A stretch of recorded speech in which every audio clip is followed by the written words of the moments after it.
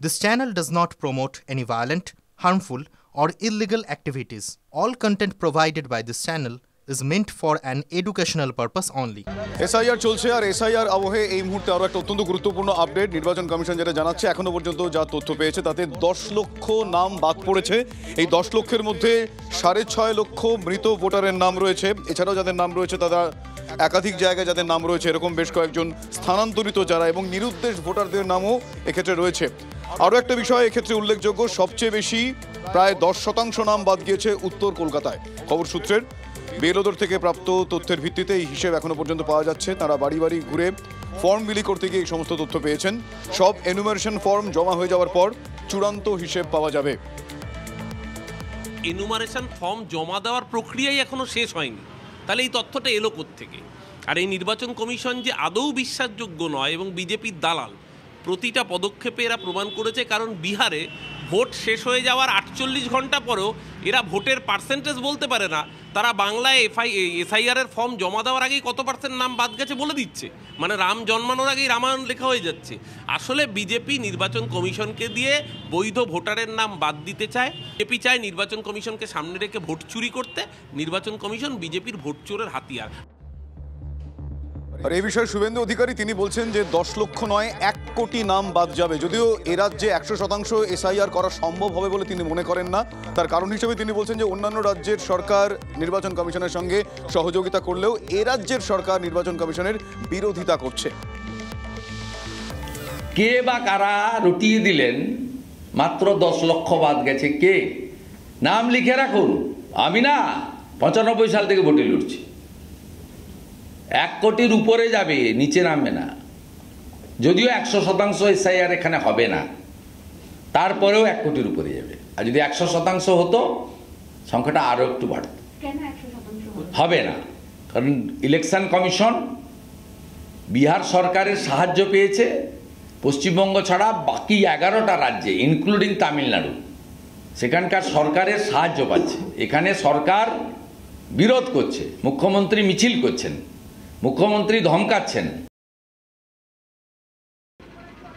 এসআইআরে 10 লক্ষ বলছেন, বিরোধী দলনেতা বলছে 1 কোটি, কেউ বলছে 1.5 কোটি। আগে লিস্টটা বেরোক তারপরে বলবো। আমার নিজের নাম নেই তো, আমার নাম নেই। 2000 সালে আমি পৌর প্রতিনিধি, 2002 ভোটার লিস্টে আমার নাম নেই।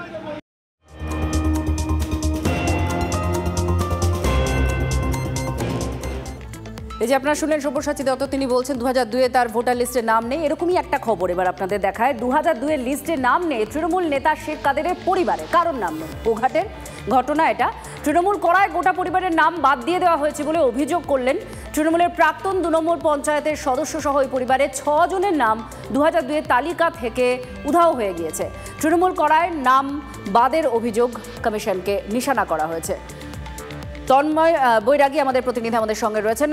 তন্ময়, একেবারে সরাসরি বিজেপির দিকে অভিযোগ করছেন কেন? ঠিক কি হয়েছে আর কমিশনকে এই বিষয়ে জানানোর পর কোনো উত্তর? তার পরিবার যেটা জানিয়েছে 2002-এ এসআইআর লিস্টে তাদের নাম নেই। যদিও বিজেপির দিকে অভিযোগ করলেও বিজেপি বলছে যে এই সময় তৃণমূল ঘোলা জলে মাছ ধরার চেষ্টা করছে। কারণ 2002 সালে তখন বিজেপি কোনো জায়গাতেই ক্ষমতায় থাকেনি।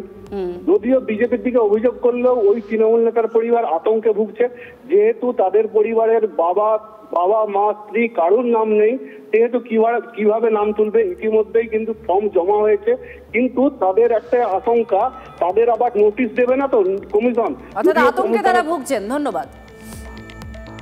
90 সালে শ্যামবাজার গ্রাম পঞ্চায়েতের তৃণমূলের জিতা ক্যান্ডিডেট আমার মায়ের তো নাম নেই, আমাদের কোনো সপরিবারের নাম নেই। কিন্তু এই নির্বাচন কমিশনের ব্যর্থতা, আমরা রাজনীতি করি বলে তৃণমূল করি বলে দেখে দেখে আমাদের নাম নাই, সেটা নির্বাচন কমিশন ভাববে আমাদের পূর্বপুরুষের নাম আছে, আমাদের নামটা কেন নেই। বাজার গ্রাম পঞ্চায়েতের অন্তর্গত লালপুর গ্রামের যে প্রাক্তন পঞ্চায়েত মেম্বার এবং তার পরিবারের আরও 6 জন 2002 সালের ভোটার তালিকায় তাদের কোনরূপ নাম নেই। উনি যদি বৈধ হয়ে থাকেন, ওনার পরিবার বৈধ হয়ে থাকে, অবশ্যই তাদের নাম আসবে। আর উনি যদি অবৈধ হয়ে থাকেন তাহলে কিন্তু নির্বাচন কমিশন ওনার পক্ষে নিশ্চয়ই যথাপযুক্ত ব্যবস্থা গ্রহণ করবেন। এদিকে এসআইআর নিয়ে এবার নির্বাচন কমিশনের দরবারে তৃণমূল কংগ্রেস। শুক্রবার সকাল 11টায় বৈঠকের সময় দিয়েছে নির্বাচন কমিশন। কতজন যাবেন, মূলত কি নিয়ে তারা বৈঠক করতে চাইছেন, কে চিঠি দিয়েছিলেন, চিঠির রিপ্লাই কিভাবে এসেছে, শ্রাবন্তীর কাছ থেকে জানবো। শ্রাবন্তী,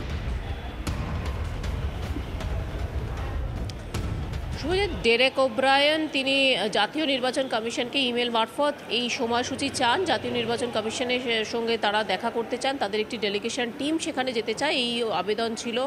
আজকের চিঠির উত্তরে নির্বাচন কমিশন স্পষ্টভাবে জানিয়ে দিয়েছে যে যে কোনো রাজনৈতিক দলের সঙ্গে অন্তত এসআইআর চলাকালীন তারা দেখা করতে কোনো রকম সমস্যা নেই তাদের, তারা যথেষ্ট উৎসাহিত করছেন যে কোনো রাজনৈতিক দল তাদের সাথে দেখা করতে পারে এবং এই মর্মে শুক্রবার বেলা 11টার সময় তৃণমূল কংগ্রেসকে সময় দেওয়া হয়েছে। যেটুকুনি আমরা জানতে পাচ্ছি শুভজিৎ, যে এই যে বিএলওরা বারবার অসুস্থ হয়ে পড়ছেন, তাদের চাপ অনেকটা বেশি, তার জন্য বেশ কিছুটা সময় যাতে বাড়িয়ে দেওয়া হয়, এই সমস্ত দাবি দাওয়া নিয়েই শুক্রবার তৃণমূল কংগ্রেসের এই বিশেষ টিম জাতীয় নির্বাচন কমিশনের সঙ্গে দেখা করতে চাইছে। ধন্যবাদ।